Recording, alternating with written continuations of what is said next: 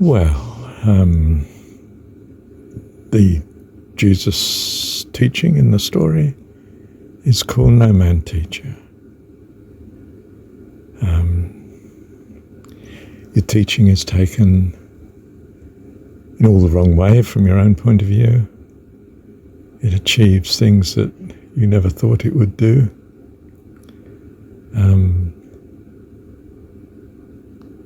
It's a mistake to teach.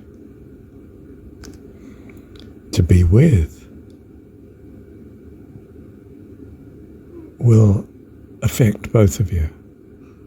They you and you them. That is how you change.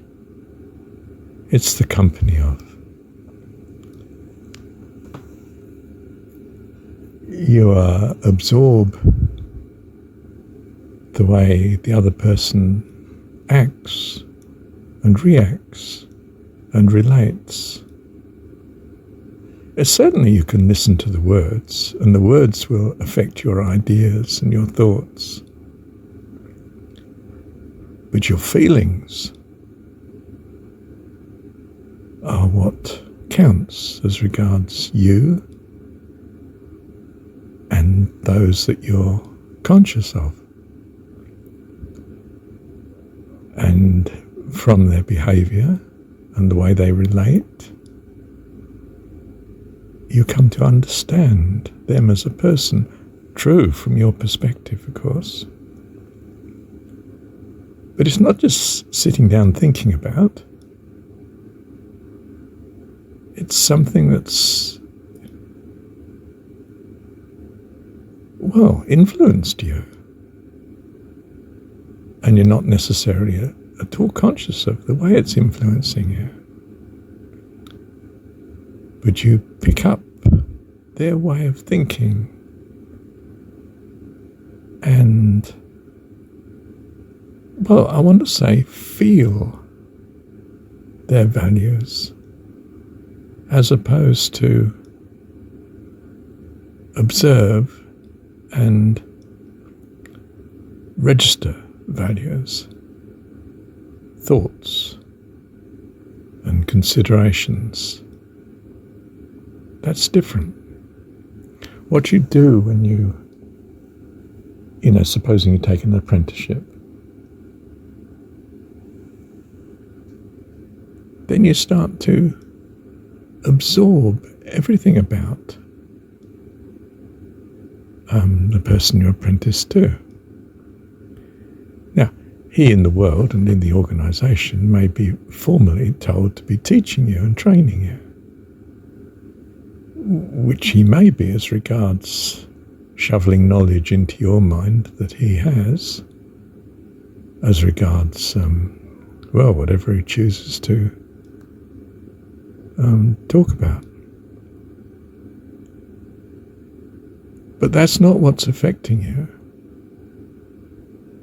What happens is you pick up the values and ways and feelings of people that work in, say, a particular occupation or industry, and you start to become in harmony with such, in that you find ways that relate to such. And that's usually something to do with understanding or feeling the values that they have. And you may well take on these, especially in the occupation itself. But more broadly, in the way that you live. So, from the point of view of advancing, say, on the spiritual life, if you are going to think of it in those terms, the key is always the right company. Now, if it comes to someone like Paramahansa Yogananda, you can tell from his autobiography that he deliberately pursued the miraculous, the miracle man, the saint, the yogi, the person with amazing spiritual powers and reputation. In other words, he deliberately courted, right from an early age, he would be deliberately drawn to anyway. Such gurus. And he becomes one himself. You could say, well, he was destined to be one because he had been in some previous incarnations and so on, and yeah, okay. But do you see, he was drawn to a particular type of person that in a sense he was going to become. I mean, as regards this life.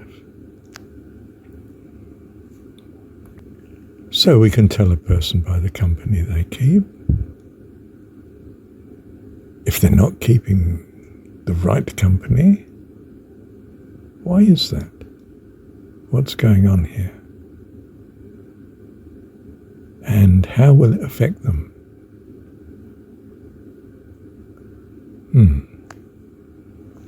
Looking at it another way, we can have thoughts and we can teach, as in the sense of, I can teach you mathematics and economics and geography and politics and so on.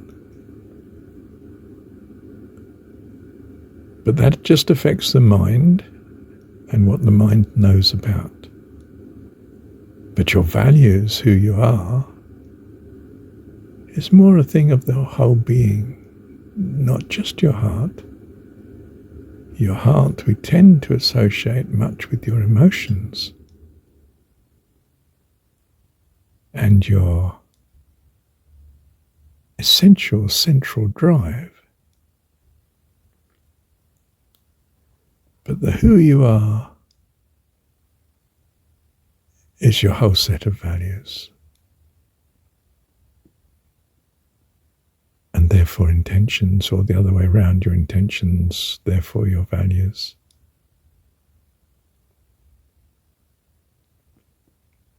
This is who you are. And it is this that meets with others, and we affect each other accordingly.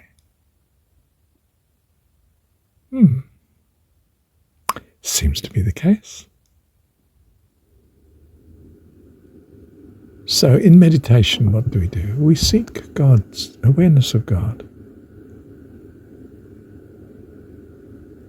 And we have a picture of God's person. It is, of course, the personification of what you feel you value.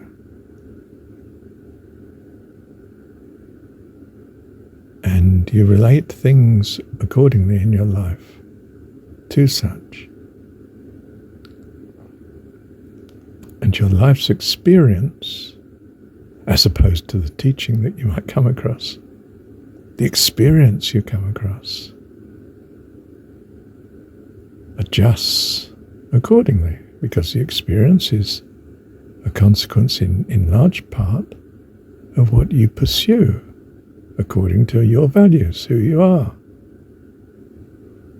So the more you're aware of your God and worship such with all your heart, soul, mind and strength, the more you're drawn to and your life unfolds accordingly. And then the effect of such feeds back onto your values. And that may confirm your values, or it may contradict them so that you think, oh, no, I don't feel like that. My values are not that. They're so and so.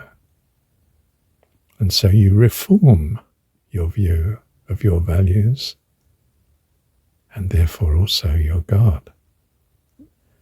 And of course you continue faithful to your God. It's just that your God has changed character according to your experience. Bless you. Thank you, Heavenly Dad.